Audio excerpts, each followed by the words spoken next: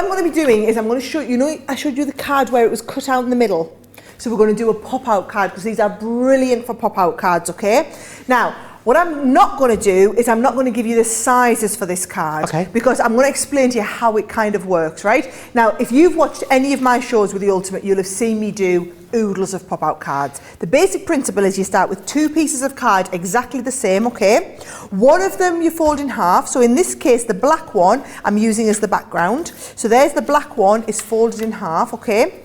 And then you take the second one, and that needs to fold in half, right? But then you need to fold those back pieces in half again so that you end up with a concertina style card.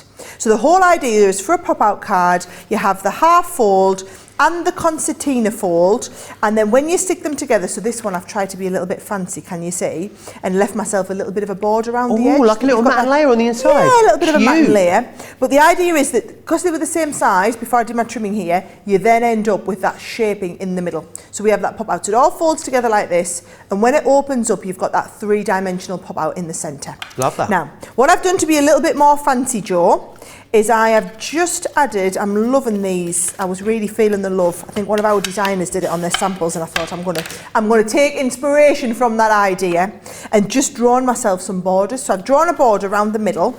That's gonna go on the inside of our card, and what I want to do is do a cutout of one of the designs. Really ties in that matte layer, doesn't it? Doesn't it? Yeah. Look lovely. And because it's black in the background, then you don't need to do anything else to it. So what I'm doing is I'm going to take the Christmas tree, and what you'll find is they're all designed to work really symmetrical. So it's not a symmetrical design, but it will work symmetrically, which means you can line up the front and the bottom here. Really important, Joe, you must do all of that scoring first. Okay. Right? So don't try and score afterwards. It's going to be too much of a faff. You're going to score first, and we're going to hold that in place with a little bit of tape. If in doubt, tape at the top, tape at the bottom as well, so it's not going to move as we go through. Awesome. And then regular sandwich, so we're going in the centre here, and then we've got clear cutting plate, magnetic cutting plate, top cutting plate, pop them all together, and through we go. We've got loads of great crafty questions coming in today, Sarah, which I love, because I think we get so many new viewers all the time. All the time. Susan Ely says, can we use the original Gemini plate sideways through the Gemini Pro? You can indeed. Excellent. We always try and think of these things for kind of time savers. So if you notice, quite often I'm using my large Gemini with my junior plate. If I'm using the Pro at home, I'm always using the Pro with my sideways Gemini, the big plate. I only actually bring out my Pro plate if I need to do a big 12x12 cut. Fabulous. And also one more from Terry says, about the guillotine, does the blade ever need sharpening? If so, do we do it or do we replace it? No, you don't replace it. It is a self-sharpening blade, so the idea is when it cuts, it's always sharpening itself. If you ever want to give it an extra sharpen, the cheap way is to cut through a few layers of tin foil, or the good way is you can just use your kitchen knife sharpener. Excellent. So, any other crafty tips. questions? Get them into me. Crafters TV plus companion. Right. Excellent. So, Joe, that is going to be going onto the black background. However, watch what a difference this makes, okay? I've just got a couple of my Spectrum Classiques, and what I'm going to do is just go around the outside here. Notice I've put just a little bit of black cardstock so that I can go right round the outside with that colour just to make it stand out.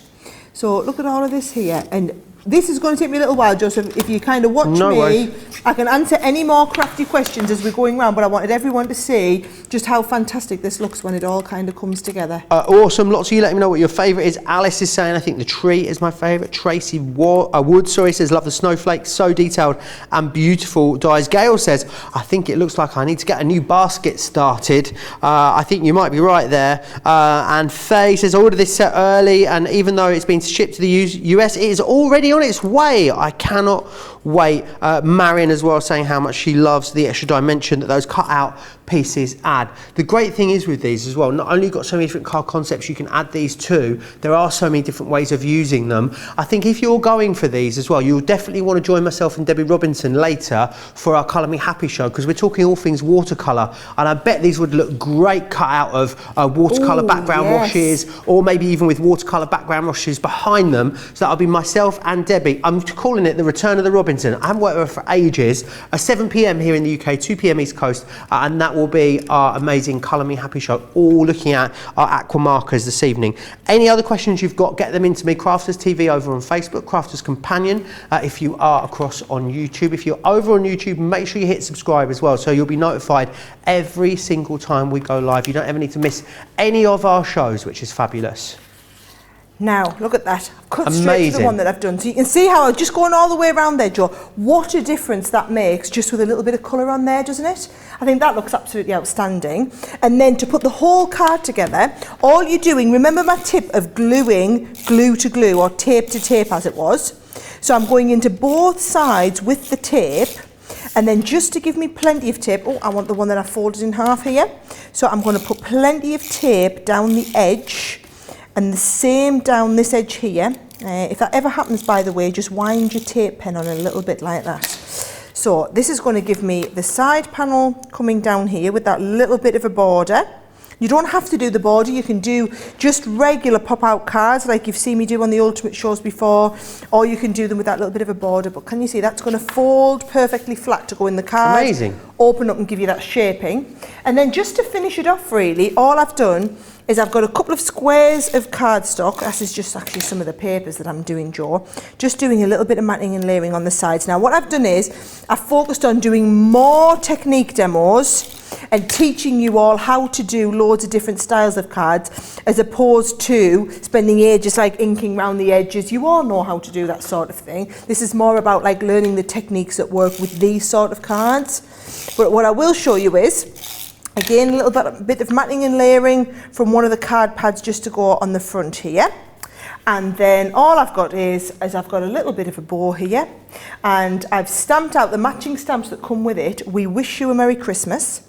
So your bow can also go on with your tape pen like this. And then this here, I'm going to use, oh, I did have, yeah, nice bit of foam here. So I'm going to go 3D with the foam pad in the background. You don't, with a pop-out card, Joe, you don't need to do an awful lot to the front of it, because nobody's ever going to display it like that in the front. They're always going to display it on the mantelpiece like this. And I think that's the difference. Look how fabulous that looks on display there. No one's going to look at it this way. But you just need a nice looking card on the front there. But it's just a completely different technique. If you contrast that with the first card that we did, completely different look for those two cards, yet all with the same technique.